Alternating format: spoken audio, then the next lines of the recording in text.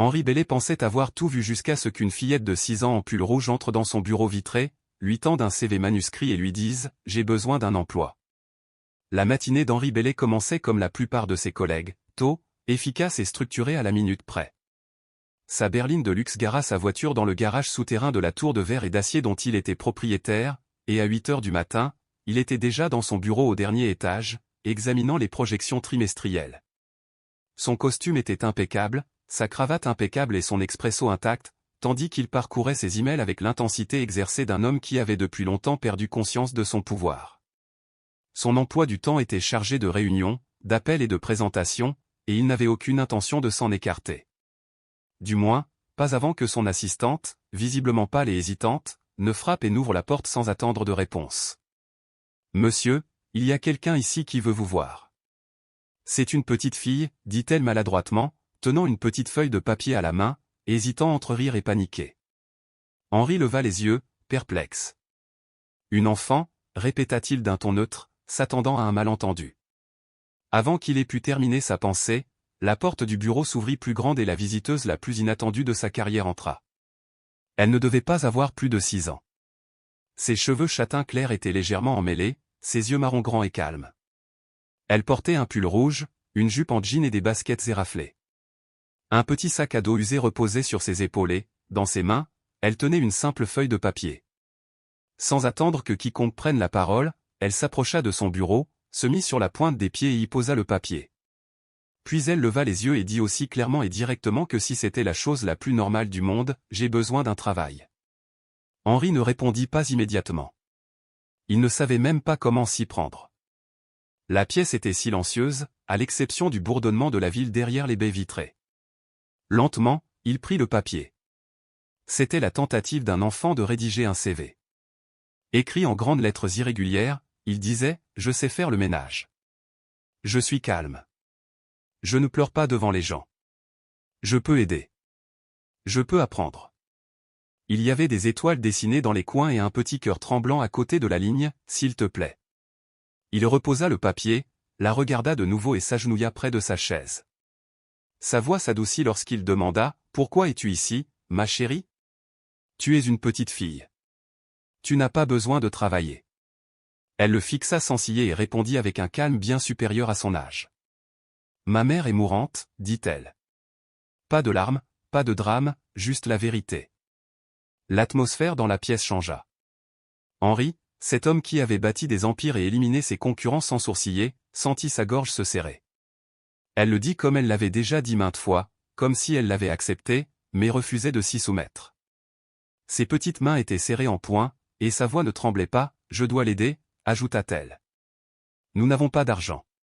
Si je travaille, elle pourra peut-être survivre. » L'espace d'un instant, Henri Bellet, l'homme qui croyait avoir tout vu, resta bouche bée.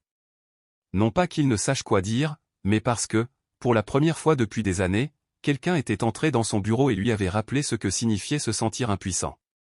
Et pourtant, cette petite fille n'était pas impuissante. Elle était entrée seule. Elle avait une mission. Et elle avait atteint le sommet. Il se leva lentement, le journal toujours à la main, et demanda « Comment t'appelles-tu » La jeune fille répondit sans hésiter « Emma. Emma Miller. » C'est à ce moment-là que son monde commença à changer. Il ne le savait pas encore, mais rien dans sa vie, son entreprise, ses valeurs, sa définition de la force ne seraient plus jamais les mêmes. Henri se tenait au centre de son bureau, tenant le CV manuscrit d'Emma, l'esprit en ébullition, submergé par des questions et des milliers de pensées contradictoires. La jeune fille se tenait là, silencieuse, attendant, le regard fixé, sa petite silhouette parfaitement immobile. Aucune trace de peur ou de confusion ne transparaissait dans sa posture, seulement de la détermination. Henri avait reçu des idées à plusieurs millions de dollars de la part de leaders du secteur qui ne parvenaient pas à s'imposer comme ce petit garçon de 6 ans. Il s'assit lentement sur sa chaise, lui faisant signe de s'asseoir en face de lui. Elle grimpa péniblement dans le fauteuil en cuir surdimensionné, les pieds à plat, et croisa les mains sur ses genoux. Il s'éclaircit la gorge et se pencha en avant, d'un ton calme. « Emma, tu sais où tu es ?» Elle hocha la tête sans hésiter. « Vous êtes Monsieur Bellet. Vous avez beaucoup d'argent. Ma mère disait que les gens riches sont ceux qui peuvent aider quand personne d'autre ne le fait. Sa réponse fut si naturelle qu'elle le laissa un instant abasourdi. Henri jeta un coup d'œil à son assistante, toujours figée dans l'embrasure de la porte, et lui fit signe de les laisser seuls. La porte se referma avec un bruit sec, et le bureau tomba dans un silence que seul le bruit de la circulation en contrebas rompit.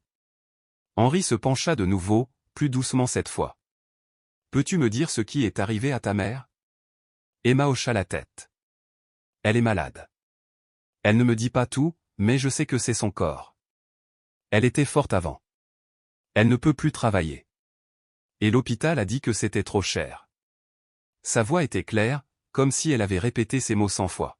« On a dû quitter notre appartement. Maintenant, on vit dans une seule pièce et elle dort la plupart du temps. Parfois, je prépare des céréales pour le dîner. » Il sentit une douleur intense se serrer dans sa poitrine. Il avait grandi pauvre, mais pas comme ça. Il n'avait jamais eu 6 ans et n'avait jamais frappé à la porte d'un PDG pour lui demander un emploi. « Est-ce qu'elle sait que tu es venu ici ?» demanda-t-il doucement. « Non, » répondit Emma. Elle aurait dit non. « Mais j'ai cherché ton nom dans un journal. Je connais ton immeuble parce qu'il est grand et brillant, et on dit que tu répares vite. Alors je me suis dit que tu pourrais peut-être réparer ça. » Henri prit une grande inspiration et se leva, s'approchant de la fenêtre. La ville s'étendait sous lui, vaste et indifférente, et il réalisa combien de personnes la traversaient chaque jour, souffrant silencieusement, invisibles. Il se tourna vers la jeune fille, qui balançait légèrement les jambes, le regard fixé sur l'étagère derrière son bureau. « Tu es très courageuse, Emma, dit-il. La plupart des adultes n'auraient pas eu le courage de faire ce que tu viens de faire. » Elle haussa les épaules. « Ce n'est pas courageux. C'est juste ce qu'on fait quand on aime quelqu'un. » Ces mots la touchèrent plus fort qu'elle n'aurait pu l'imaginer. Le passé d'Henri lui traversa l'esprit, ses souvenirs d'avoir quitté ceux qu'il aimait, sa quête de statut, de contrôle, d'ordre. Et cet enfant se tenait là, au milieu des décombres de sa vie, choisissant encore l'amour plutôt que la peur. Il s'agenouilla à nouveau, les yeux à sa hauteur. « D'accord, » dit-il doucement. « Allons voir ta mère. » Elle cligna des yeux. « Vraiment ?» Il acquiesça. « Je ne te promets pas tout, mais je veux la rencontrer et je veux l'aider si je peux. » Elle se laissa glisser de sa chaise et ajusta les bretelles de son sac à dos. « Elle est à la clinique merci, » dit Emma d'une voix soudain pleine d'espoir. Chambre 12. Elle dort beaucoup, mais je pense qu'elle vous apprécierait. Henri sourit pour la première fois de la journée. Alors, allons-y, sur ce, il prit une grande inspiration, attrapa son manteau et sortit de son bureau. Non pas pour une réunion du conseil d'administration ou un déjeuner d'affaires, mais main dans la main avec une fillette de 6 ans qui venait de réécrire la règle la plus importante de sa vie. Certaines choses ne peuvent pas attendre. Le trajet jusqu'à la clinique merci lui parut plus long qu'il ne l'était, non pas à cause de la circulation ou de la distance, mais à cause du poids de ce qui l'attendait. Il avait passé sa vie entouré de décisions mesurées en marge bénéficiaire et en graphique de performance. Mais maintenant, il suivait une fillette de 6 ans à la rencontre d'une femme qu'il n'avait jamais vue. Motivé non par une stratégie, mais par quelque chose de plus profond. Une douleur à la poitrine qu'il n'avait pas ressentie depuis des années. Emma était assise à l'arrière de la voiture de fonction, les jambes ballantes, son sac à dos serré fermement sur ses genoux. Elle parlait peu, se contentant de donner des indications sur demande, et passa la majeure partie du trajet à regarder par la fenêtre avec une concentration silencieuse qu'Henri trouvait à la fois déchirante et humiliante. Lorsqu'ils arrivèrent devant la modeste clinique, rien de remarquable, juste un bâtiment gris avec une enseigne défraîchie et des fenêtres trop petites pour laisser entrer la lumière. Mais pour Emma, c'était clairement tout. Elle sauta hors de la voiture, puis attendit près de la porte qu'Henri la rejoigne. Alors qu'ils entraient dans le hall, l'infirmière à l'accueil leva les yeux, surprise. Henri portait toujours son manteau sur mesure et ses chaussures de luxe, une présence qui attirait l'attention. Mais ce fut Emma qui s'avança et prit la parole la première. « Chambre 12, s'il vous plaît, dit-elle. C'est ma mère. » L'infirmière hésita, puis hocha la tête en désignant le couloir. Henri suivit Emma, le long du carrelage usé et de la peinture écaillée, chaque pas plus lourd que le précédent. Lorsqu'ils atteignirent la porte, Emma s'arrêta, sa petite main sur la poignée. « Elle est vraiment fatiguée, » le prévint-elle. « Parfois, elle ne se réveille pas quand je lui parle. » Henri hocha doucement la tête et Emma poussa la porte. À l'intérieur, la pièce était sombre et silencieuse. Une femme gisait sur son lit d'hôpital, pâle et maigre, avec 4 lignes qui lui pendaient des bras et un moniteur cardiaque qui bipait à un rythme régulier. Son visage était délicat, usé par l'épuisement, mais paisible dans son immobilité. Emma s'approcha d'elle, posa son sac à dos sur la chaise et prit la main de sa mère. « Maman, j'ai amené quelqu'un, » murmura-t-elle. « C'est l'homme dont je t'ai parlé. » Henri se tenait au pied du lit, incertain de la marche à suivre, de ce qu'il devait dire. Cette femme, Sarah Miller, avait visiblement traversé des épreuves que la plupart des gens ne pouvaient supporter. Sa peau était presque translucide, sa poitrine se soulevant lentement comme si chaque respiration lui coûtait un effort. Une force résonnait en elle, même pendant son sommeil, un non-dit qui persistait dans la pièce. Il s'avança et déposa délicatement le CV de l'enfant sur la table de chevet. « Je ne sais pas si vous m'entendez, dit-il doucement, mais j'ai rencontré votre fille aujourd'hui. Et je crois que je ne serai plus jamais la même. » Emma s'assit à côté de sa mère et leva les yeux vers Henri. Elle travaillait beaucoup. Elle était infirmière. Elle aidait les gens. Mais quand elle est tombée malade, personne ne l'a aidée. C'est pour ça que je suis venu vous voir. Henri s'agenouilla près du lit, une main posée sur le bord de la couverture. Vous avez bien fait, dit-il d'une voix douce mais ferme. Et je vais l'aider maintenant. L'infirmière entra quelques minutes plus tard pour vérifier ses constantes. Elle jeta un coup d'œil à Henri, puis à Emma, et sembla pressentir que ce n'était pas une visite ordinaire. Elle murmura que Sarah était stable depuis plusieurs jours, mais qu'elle aurait besoin d'un traitement intensif. La clinique ne pouvait plus se permettre de poursuivre ce traitement. Henri écouta attentivement, posa des questions précises et, lorsque l'infirmière partit, il sortit pour passer 2 appels. Le premier fut adressé à son médecin traitant, demandant une évaluation complète du dossier de Sarah Miller et un transfert immédiat vers un établissement privé. La seconde s'adressa à son équipe juridique, ordonnant un arrangement financier discret pour couvrir les frais ultérieurs, quel qu'en soit le coût. Lorsqu'il revint dans la pièce, Emma reposait sa tête contre la main de sa mère. Ses yeux papillonnaient de fatigue, mais elle leva les yeux lorsqu'il s'assit à côté d'elle. « Tu vas vraiment m'aider » demanda-t-elle. Henri prit sa petite main et la serra doucement. « Oui, Emma, je te le promets. » Il ne comprenait pas vraiment ce qui s'était passé ce jour-là, comment une petite fille avec un sac à dos et un bout de papier avait bouleversé sa routine et ouvert une part de lui qu'il croyait enfouie depuis longtemps. Mais assis dans cette chambre d'hôpital silencieuse, veillant sur une femme qu'il ne connaissait pas et un enfant qui lui avait tout confié, il savait que ce n'était pas un détour. C'était le début de quelque chose qui allait changer sa vie à jamais. Le lendemain matin, Henri arriva à l'hôpital juste après le lever du soleil. Il avait à peine dormi la nuit précédente, l'esprit hanté par Sarah et Emma. L'image de la petite fille assise à côté du lit d'hôpital de sa mère lui était restée comme un poids sur la poitrine. Ce n'était pas la pitié qui le hantait. C'était la responsabilité, une responsabilité qu'il ne connaissait pas auparavant. Pas celle d'une entreprise, avec ses actionnaires et ses échéances, mais une responsabilité humaine. Le genre de situation qui vous donne envie d'arriver avant même que quelqu'un ne vous le demande. Lorsqu'il entra dans la clinique, les infirmières de l'accueil l'accueillirent avec un mélange de surprise et de respect. Il avait déjà organisé le transfert de Sarah le jour même dans l'un des hôpitaux privés qu'il finançait grâce à la fondation de son entreprise. Des spécialistes avaient examiné son dossier pendant la nuit et un plan de traitement avait été élaboré, avec des mesures énergiques mais prometteuses. Tout allait vite, mais Henri n'avait aucune envie d'attendre que la bureaucratie prenne le dessus. Il avait vu trop de décisions prises lentement au nom du processus. Celle-ci était personnelle. Celle-ci avancerait à son rythme. Il emprunta le couloir désormais familier en direction de la chambre 12, un sac en papier rempli de son petit déjeuner, de fruits, d'un muffin et d'une petite tasse de chocolat chaud. Emma était déjà réveillée, recroquevillée sur la chaise à côté de sa mère, les genoux contre sa poitrine.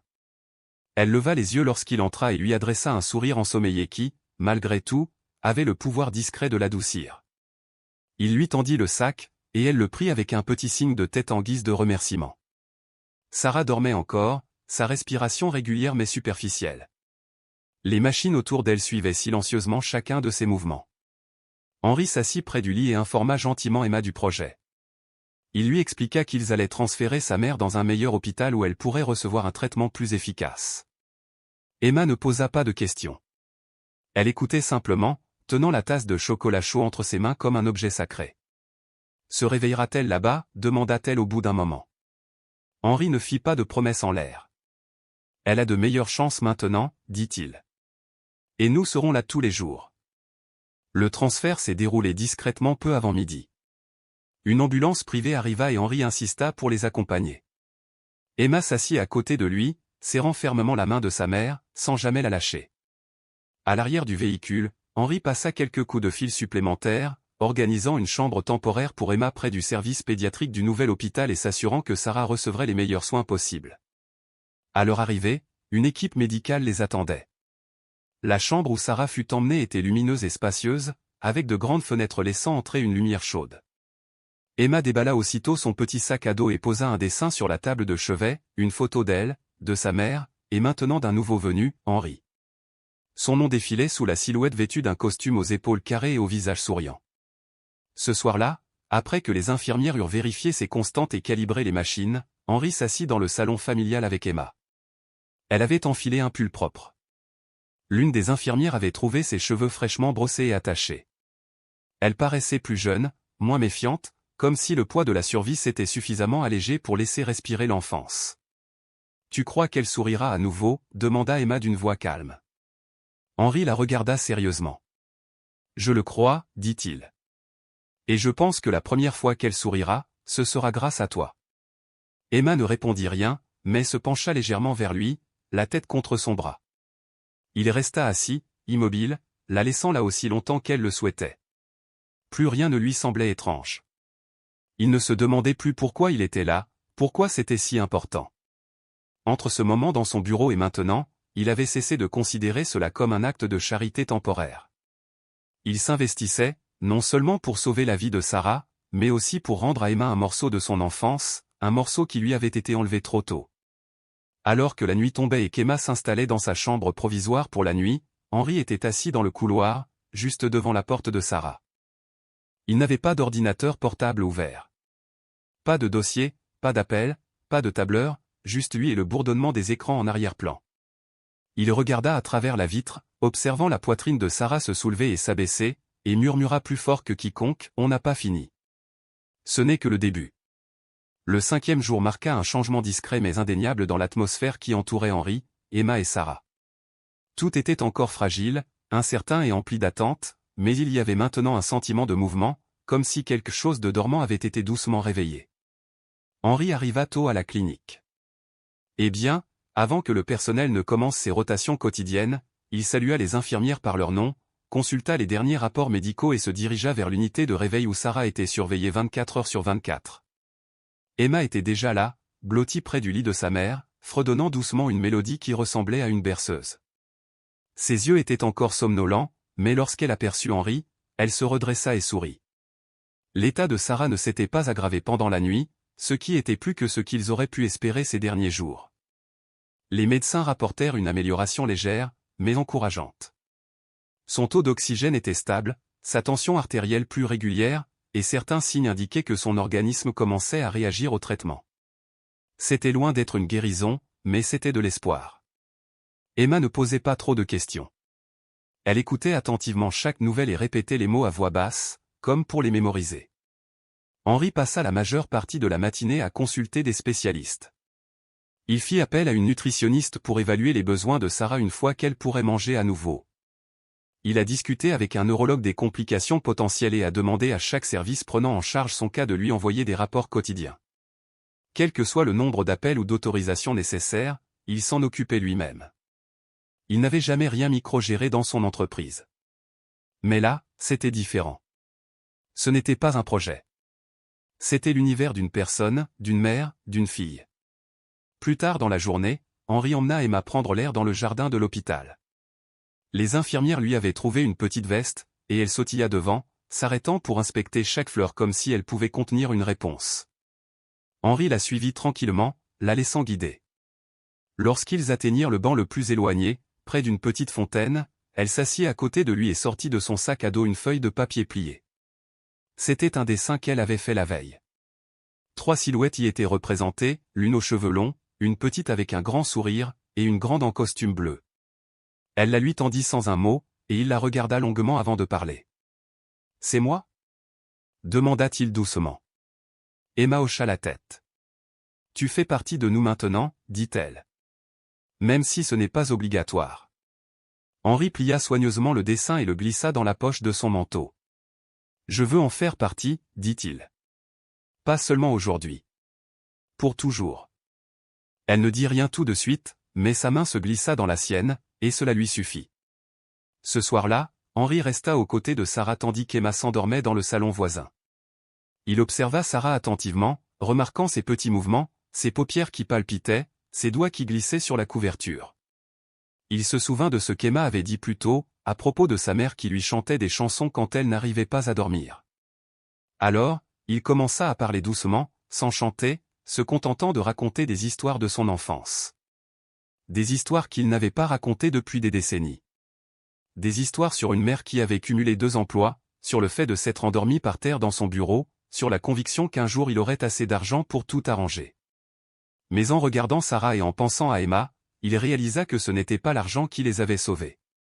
C'était l'amour, la disponibilité et le courage qu'un enfant ne devrait pas avoir à porter, même s'il en avait parfois.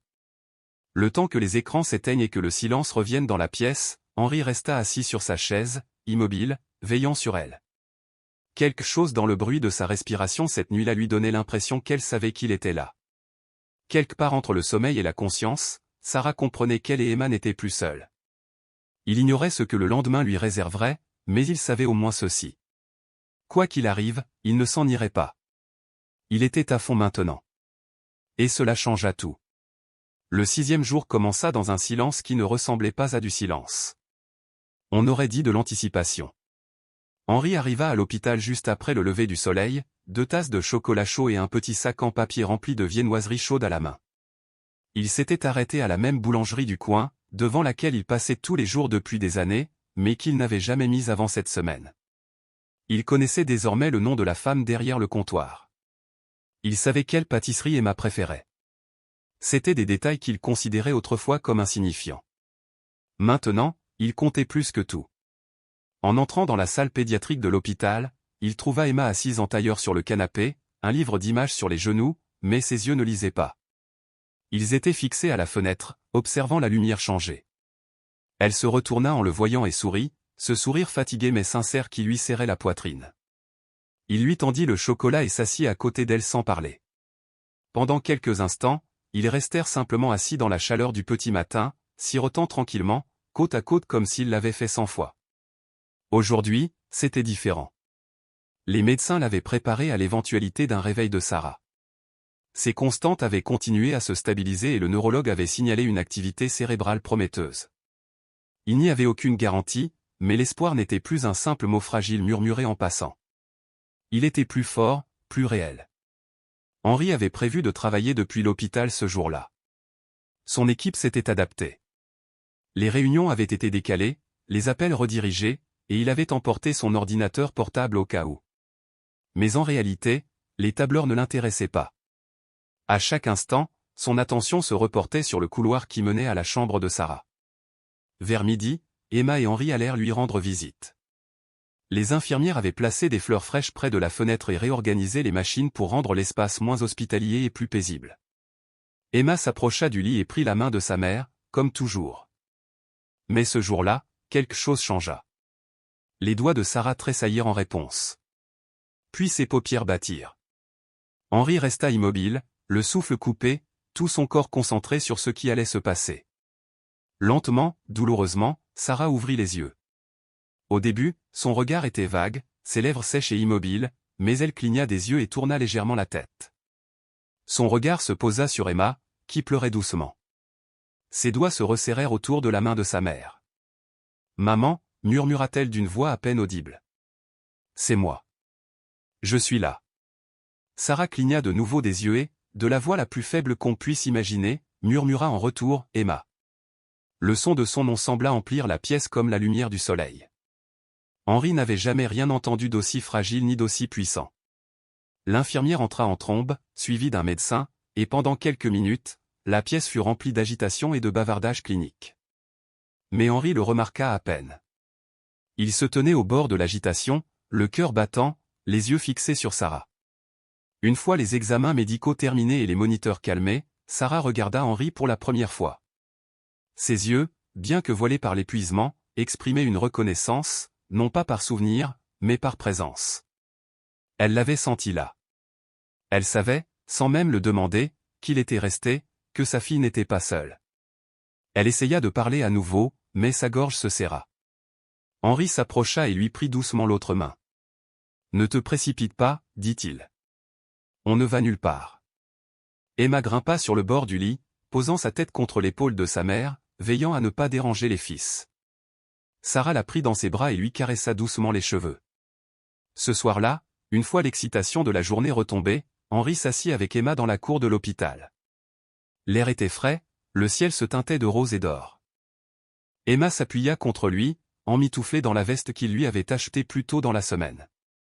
Elle a dit « Mon nom », murmura-t-elle. « Ça veut dire qu'elle est toujours à moi. » Henri la regarda et hocha la tête. « Elle n'était jamais partie, dit-il. Elle retrouvait juste son chemin. » Emma pencha la tête pour le regarder. « Tu l'as aidée, dit-elle. Tu nous as aidés. » Henri ne répondit pas tout de suite. Il regarda le ciel décliner, réalisant que cette petite fille l'avait changé plus en 6 jours que n'importe quoi d'autre dans toute sa vie. Elle n'avait pas demandé richesse ni promesse. Elle avait demandé du temps, de la présence, que quelqu'un se soucie d'elle quand le monde s'en désintéressait. Alors que les premières étoiles commençaient à poindre, Henri fit un vœu silencieux. Quoi qu'il arrive, il ne s'éloignerait pas. Ni maintenant, ni jamais. Ce n'était pas juste un geste de gentillesse pour quelques jours. C'était sa vie désormais. Et pour la première fois, il était exactement là où il devait être. Le 7e jour, tout lui parut plus léger. Non pas parce que la lutte était terminée, mais parce qu'il y avait visiblement un début de nouveau. Sarah avait reparlé ce matin-là, un peu plus forte que la veille. Sa voix était faible et rauque, mais elle exprimait l'émotion et la reconnaissance. Elle avait demandé de l'eau, puis Emma, et enfin, à voix basse, elle avait demandé qui était l'homme à côté d'elle. Emma avait souri et avait simplement dit « C'est Henri. Il nous aide. » Le regard de Sarah s'était posé sur lui, et malgré la fatigue, son regard était clair. Henri s'était présenté à nouveau, plus gentiment cette fois, non pas comme un homme d'affaires, mais simplement comme quelqu'un qui s'efforçait de faire ce qu'il fallait. Les médecins affichaient un optimisme prudent. Les progrès de Sarah étaient constants et son corps réagissait bien au nouveau traitement. Il lui restait encore un long chemin à parcourir, mais le danger de ne pas se réveiller était désormais derrière elle. Emma quittait à peine sa mère, ne s'éloignant que lorsqu'Henri la persuadait de sortir pour manger ou se reposer. Elle semblait confiante que sa place dans cette chambre était à nouveau sûre, que personne ne l'enlèverait. Henri, lui aussi, était devenu un membre à part entière de cette aile de l'hôpital. Il n'était plus traité comme un visiteur, mais comme un membre de la famille. Cet après-midi-là, une assistante sociale nommée Mara arriva pour un suivi. Elle avait rencontré brièvement Henri lorsqu'il avait initialement organisé le transfert de Sarah, mais était revenu pour discuter de la suite des événements. Ils se retrouvèrent dans le petit salon en face de l'appartement de Sarah, tandis qu'Emma, assise dans un pouf, dessinait sa mère avec des fleurs dans les cheveux. Mara examina les documents et les mises à jour déjà soumis par l'équipe juridique d'Henri. Elle parut impressionnée, mais resta rigoureuse. « Tu as dépassé toutes les attentes », dit-elle en feuilletant le dossier. « La plupart des gens dans ta situation font un don et s'en vont. Mais toi, tu es resté. Tu as pris tes responsabilités. » Henri se pencha légèrement en avant. « Parce que ce n'est pas de la charité, dit-il. C'est la famille, même si ça ne ressemble pas à ce que les gens attendent. » Mara lui demanda s'il avait envisagé de devenir le tuteur légal d'Emma si besoin était. Henri hésita, non pas par manque de volonté, mais parce que ce n'était pas une décision stratégique. Cela s'était fait sans formalité, discrètement, jour après jour, comme il s'asseyait à ses côtés dans les salles d'attente, emportait ses dessins dans sa poche et apprenait comment elle aimait ses toasts. « Oui, dit-il finalement. Si jamais on en arrive là, je veux être là pour elle. » Plus tard, Henri et Emma retournèrent dans la chambre de Sarah. Sarah était réveillée, ses mains parcourant lentement la couverture à la recherche de sa fille. Emma grimpa près d'elle et lui montra le dessin. « Tu as des fleurs maintenant, dit-elle. Parce que tu vas mieux. » Sarah sourit faiblement, les yeux brillants de gratitude. Puis elle se tourna vers Henri. « Je sais que je n'ai pas demandé d'aide, dit-elle doucement. Mais merci de m'en avoir donné quand même. » Henri s'assit près du lit et la regarda. « Ni comme un homme de pouvoir, ni comme un sauveteur, mais comme quelqu'un qui avait tout autant besoin de ce lien.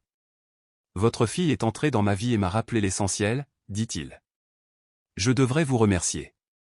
Ce soir-là, ils partagèrent un repas tranquillement tous les trois. Les repas de l'hôpital étaient réchauffés au micro-ondes du salon et dégustés dans des barquettes en carton. Mais pour Emma, c'était un festin. Elle racontait des blagues et faisait rire sa mère, tandis qu'Henri écoutait comme si chaque mot était un cadeau. L'infirmière de garde les observait en souriant, remarquant plus tard qu'il y avait longtemps qu'elle n'avait pas vu autant de vie dans cette pièce. Quand vint l'heure d'aller dormir pour Emma, Henri l'aborda dans le petit lit pliant à côté de celui de Sarah. Assis à côté, Emma leva vers lui un regard ensommeillé. « Tu crois que tout va rester comme ça ?» demanda-t-elle. Henri ne mentit pas, « Ce ne sera pas toujours facile, dit-il. Mais je serai là. On s'en sortira ensemble. » Elle lui prit la main et murmura, « Je suis contente d'être venue dans ton bureau. » Henri lui serra doucement la main. « Moi aussi, dit-il. Tu as tout changé. » Et tandis que l'hôpital se calmait pour la nuit, Henri resta à leur côté. Il n'était plus un visiteur, il n'était plus un homme vivant derrière des vitres et la richesse, mais quelqu'un profondément ancré dans une nouvelle vie, bâti non pas sur des titres ou des transactions, mais sur la confiance, l'amour et le courage inattendu d'une petite fille avec un sac à dos et un espoir trop grand pour être portée seule. Le 8e jour semblait marquer le début de quelque chose qu'aucun d'eux n'avait osé croire au départ. L'hôpital, autrefois froid et stérile dans l'esprit d'Henri, était désormais empreint de chaleur dans ses moments de calme. C'était dans la façon dont Emma courait dans le couloir, son dessin sous le bras, dans la voix de Sarah qui devenait un peu plus forte à chaque heure qui passait, et dans la façon dont Henri ne consultait plus son téléphone toutes les 10 minutes, mais attendait les histoires d'Emma comme si c'était les réunions les plus importantes auxquelles il pouvait assister. Ce matin-là, Sarah s'assit seule dans son lit d'hôpital pour la première fois. Ses joues étaient légèrement rouges et ses yeux étaient plus clairs qu'ils ne l'avaient été depuis plus d'une semaine. Emma rayonnait de joie tandis qu'elle donnait à sa mère des cuillerées de flocons d'avoine chaud et lui racontait tout ce qui s'était passé pendant son sommeil. Elle parla du jardin, du cacao et de l'aide apportée par Henri pour l'achat de nouveaux marqueurs. Elle raconta même comment elle était entrée dans son bureau, à quel point elle avait eu peur et à quel point elle était sûre qu'il l'écouterait. Sarah écoutait, les larmes coulant sur ses joues, non pas de douleur ou de peur, mais de la prise de conscience bouleversante qu'elle n'avait finalement pas tout perdu. Henri sortit pour leur accorder un moment d'intimité et se retrouva à s'attarder dans le couloir, les yeux fixés sur un tableau encadré accroché au mur, qu'il n'avait jamais remarqué auparavant. C'était une aquarelle représentant un arbre, robuste et plein de vie, mais dont les racines s'étendaient inégalement en dessous, touchant des pierres, des fissures et des objets enfouis. Pour la première fois depuis longtemps, il comprit la métaphore sans se forcer. Les choses n'ont pas besoin de grandir parfaitement pour être vivantes. Elles ont juste besoin d'espace, de lumière et de temps. Plus tard dans la journée, il a rencontré le médecin traitant et l'assistante sociale de Sarah. Ils l'ont informé que Sarah serait probablement transférée en salle de réveil d'ici quelques jours et pourrait commencer sa rééducation la semaine suivante. Il y avait désormais de l'espoir, non seulement pour la survie, mais aussi pour la guérison. Sarah pourrait à nouveau marcher jusqu'au travail à temps, mais surtout, elle pourrait vivre. Après les réunions, Henri retourna dans la pièce et trouva Emma en train de dessiner un nouveau dessin. Celui-ci représentait une maison, un soleil éclatant et 3 silhouettes debout dehors, une femme, un homme en costume et une fille en queue de cheval se tenant les mains. Il s'assit à côté d'elle et lui demanda « Où est-ce » Elle sourit et répondit « Chez nous. Quand on sera tous ensemble. » Il ravala sa gorge serrée et lui dit doucement « Alors, faisons en sorte que ça se réalise. » En début de soirée, il avait déjà pris des dispositions pour leur préparer un appartement dans l'un de ses immeubles, près du jardin botanique de la ville. Ce n'était que temporaire, jusqu'à ce que Sarah soit assez forte pour décider de la suite, mais l'espace était chaleureux et ouvert, avec beaucoup d'espace pour les dessins et les livres d'Emma, et même un petit bureau qu'Henri lui avait commandé après l'avoir vu gribouiller sur des plateaux d'hôpital. Ce soir-là, avant de partir, Sarah lui prit la main. Sa voix était basse mais assurée. « Tu as changé nos vies, dit-elle. » Il la regarda, humble et profondément ému. « Tu as d'abord changé la mienne, » répondit-il. Emma entra dans mon bureau et me rappela tout ce que j'avais oublié. Lorsqu'il l'embrassa pour lui souhaiter bonne nuit et se retourna pour partir, elle courut après lui et le serra fort par la taille. « Tu reviens demain, n'est-ce pas » demanda-t-elle. Il s'agenouilla, la serra contre lui et murmura « Je ne vais nulle part. » Alors qu'il sortait dans la fraîcheur nocturne, les lumières de la ville scintillant à l'horizon, Henri réalisa quelque chose de profond. L'homme qui avait autrefois bâti son monde sur des contrats et des délais tenait désormais quelque chose de bien plus précieux. Une petite fille était entrée dans sa vie et avait changé sa trajectoire en 5 mots. « J'ai besoin d'un travail, s'il vous plaît. » Et en répondant à sa demande, il avait trouvé la seule position qui comptait vraiment. Être quelqu'un qui reste. Être quelqu'un qui a privilégié l'amour au confort, les gens au pouvoir, et le sens à la fierté, il était enfin rentré chez lui. La fin de cette histoire résonne profondément, car elle ne repose ni sur des gestes grandioses ni sur des miracles spectaculaires. Elle est calme, personnelle et méritée par de petits moments humains. Ce qui la rend si puissante, c'est la transformation qui s'opère non seulement chez Henri, mais aussi dans la façon dont nous, lecteurs, comprenons ce qui compte vraiment. Un homme qui mesurait autrefois le succès en nombre et en contrôle découvre que le véritable sens réside dans la présence, la persévérance et le choix des autres plutôt que dans le pouvoir. Le courage d'Emma n'est pas sensationnaliste. Il est sincère, animé par l'amour et la nécessité. Et la force de Sarah, même dans son silence, maintient l'unité. La beauté de cette fin réside dans le fait qu'elle ne prétend pas que tout sera parfait, mais qu'elle promet que personne n'affrontera seul la suite. Ce message, l'amour est un acte, une décision, un engagement, est intemporel. Pour moi, ce n'est pas seulement l'histoire d'un sauvetage. C'est l'histoire d'un salut par le simple fait de prendre soin d'autrui. Et dans un monde souvent dominé par la distance et la distraction, ce rappel est à la fois choquant et profondément profond.